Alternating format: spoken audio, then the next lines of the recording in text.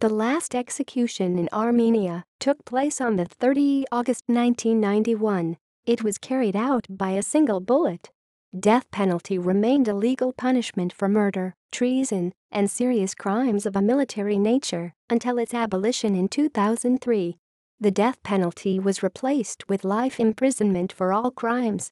In 2003, Armenia also ratified the Protocol No. 6 to the European Convention on Human Rights. The protocol allows countries to retain death penalty for serious wartime crimes.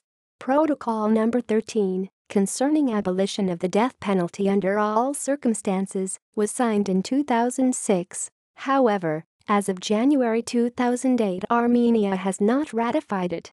The death penalty was replaced by life imprisonment. References. External links. The end of capital punishment in Europe.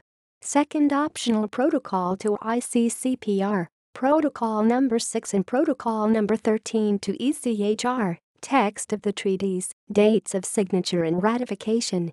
Abolitionist and retentionist countries, report by Amnesty International.